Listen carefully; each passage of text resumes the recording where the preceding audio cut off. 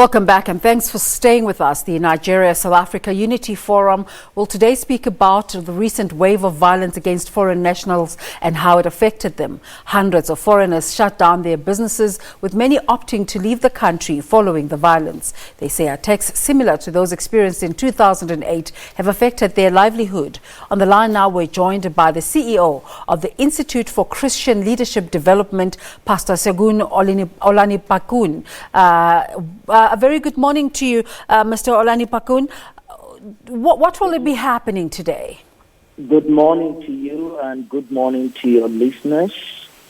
Today we are calling a press conference in follow-up of the dialogue and conversation between Nigeria and South African communities. The first dialogue, public dialogue, took place at Midrand Hotel on the 19th of September. And it was reconciliatory, it was peaceful, and we felt we should give the public the benefit of what happened on that occasion. So this is the purpose of the press conference at 10 a.m. at Midrand Hotel, Protea Hotel, Midrand.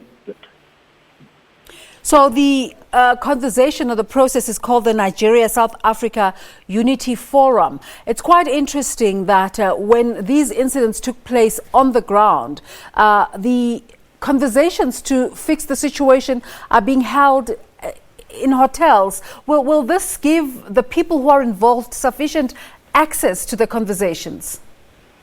Okay, this conversation is only starting. It's going to continue even in the various townships.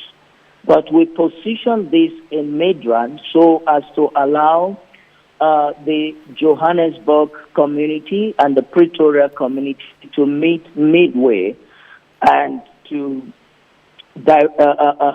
make it easy for both parties to meet here.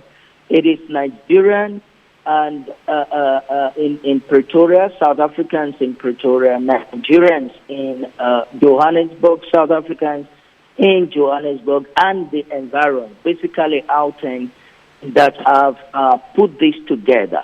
So Midrand is a convenient venue. So who will be in attendance today? We have people in the academia, both South Africans and Nigerians. We have business people, and we have a few church leaders as well. One of the attendees and presenters will be a member of South African Parliament, Reverend Kenneth Meshua, who has also been going into the various communities to represent South Africans and to bring apology for the violence towards the African nationals who may have been affected.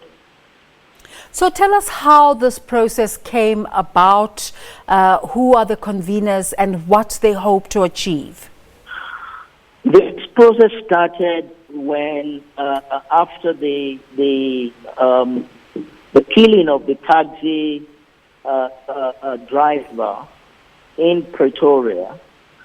And some reports say it's a Tanzanian, some reports say it's a Nigerian. But a few of us friends came together and said we shouldn't keep quiet. Even though we appreciate what government did, we appreciate what government is still doing now.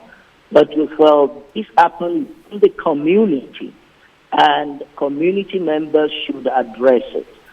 So Nigerians who are friends in Mamelodi, in Soshanguve, in Artridgeville, and in the city of Pretoria said, let us meet and discuss why this actually happened. What are the real and perceived grievances of the members of the community? How can we respond to that? After that discussion, then we realized there are a few South Africans who are of the same mind, and we decided to meet together. And it may interest you that we began with apologies towards each other.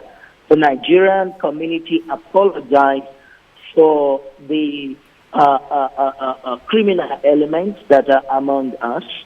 And we also highlighted, this is very important, the positive contribution of Nigerians to South Africa, both historically and in contemporary times. And the South Africans did not just receive the apology, they committed to spread it within the community. They also apologize for painting every Nigerian with the same brush. And that gave us the groundwork, the premise on which we are now calling this press conference to say that the community needs to hear the good news of what the peace-loving members between the two communities are doing, and not just go away with the narrative of the offenses or perceived grievances. So you're taking this initiative as legitimate law-abiding citizens. Definitely. You have presumably not much control over what you just termed the criminal element, which is outside of this conversation that you're having, but is a real concern as well. Yes, it is a real concern, but we're saying that is not the only story. When the good news is not reported of peace-loving people who have been contributing to development on both sides of the divide, then if there is one criminal activity and it is perpetrated by one person on the other side, people tend to then paint everybody with the same brush and build stereotypes out of that. And we are saying that should not be the case. We should look at it from positive angles. While we support government to deal with criminality on both sides of the divide, we want to spread the good stories of positive relationships, positive development between the two communities. So how do you, what's your program like? How do you hope to take this conversation forward? Because as you said, this is only but a start.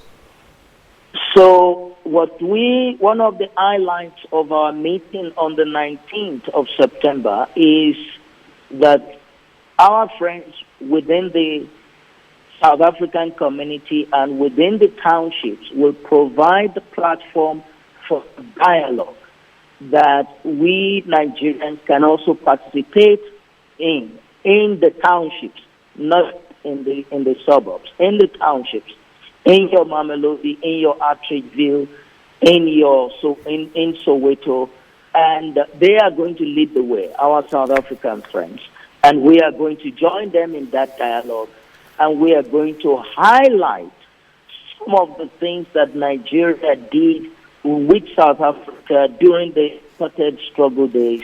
We are going to highlight some of the things that Nigerians are doing to contribute to South Africa economy and social development today, so that the narrative in those townships will not be negative anymore. They can actually see that the Nigerians here cannot all be painted in the same brush when there is any form of crime or criminality, but that there are positive things that these Nigerians are contributing to the development of the ordinary South Africa. So, President Cyril Ramaphosa... So we're going to be rolling this out in the townships. That's okay. The recent proclamations by the President Cyril Ramaphosa also addressing the criminality and violence in Parliament and also reaching out to Nigeria in particularly. How have these leadership activities or actions trickled down to the activities of your organization and the people that you're interacting with?